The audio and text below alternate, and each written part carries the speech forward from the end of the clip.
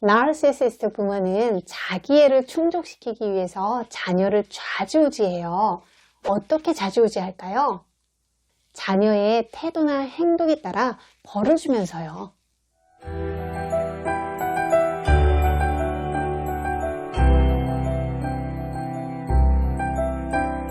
보통의 부모들도 자녀의 잘못된 행동이나 태도에 대해서 벌을 주곤 하죠.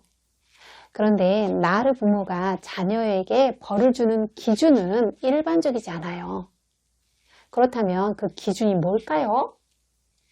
부모가 원하는 걸 자녀가 해 주었느냐가 기준이에요. 만일 자기가 원하는 걸 해주지 않으면 벌을 줘요. 그들은 자녀를 통해 자기 만족을 꾀하죠. 그래서 자녀를 잘 부리기 위해서요, 머리를 아주 잘 굴린답니다.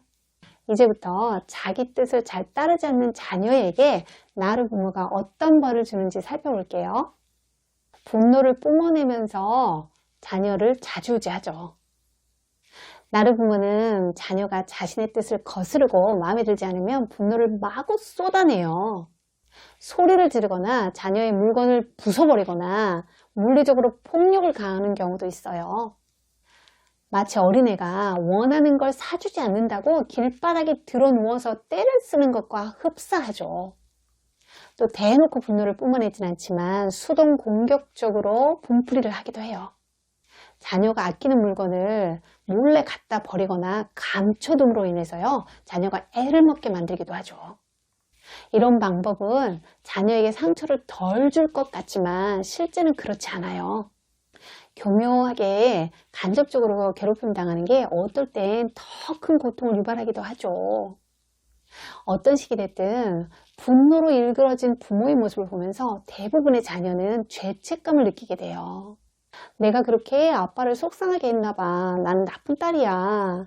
엄마가 오죽하면 저러실까. 이런 생각을 하면서 결과적으로 모든 잘못이 자기에게 있다고 여기죠.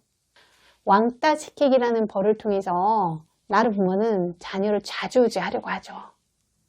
다른 가족들에게는 평소보다 더 살갑게 대해주면서 자기 말을 따라주지 않는 그 자녀에게만 침묵하면서 투명인간 취급을 하죠. 상황을 잘 모르는 사람이 보면 마치 자녀가 아주 큰 잘못이라도 저질러서 자기가 화가 났고 그에 대한 벌을 주는 것으로 보여요.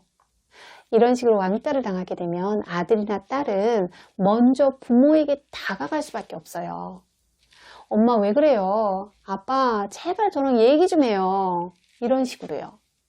불편하고 답답하기도 하지만 꼬리를 내려고 항복해야만 왕따에서 벗어날 수 있기 때문이죠. 단지 부모가 하라는 대로 하지 않았을 뿐인데 무조건 잘못했다고 빌어야 하는 이런 상황이 반복되면 자녀의 마음속에는 깊은 상처가 생길 수도 있어요. 재정적으로 옥죄는 벌을 주면서 자녀를 좌지우지하기도 해요. 이 방법이 가장 실제적이면서도 강력한 벌이 될 수 있어요. 어리거나 아직 경제적으로 독립하지 못한 자녀에게는 생활비나 용돈을 줄이거나 아예 주지 않으면서 괴롭히죠.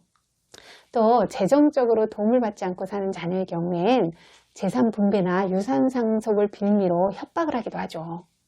사실 돈에 관한 부분은 누구에게나 힘든 부분이잖아요. 독립하겠다고 결심을 아주 단단히 해도 재정적인 자립이 선행되지 않으면 나르 부모의 늪에서 빠져나오기가 아주 어렵죠. 나르 부모는 자기 뜻을 관철하기 위해서 자녀를 지치게 만들면서 항복을 받아내기도 해요.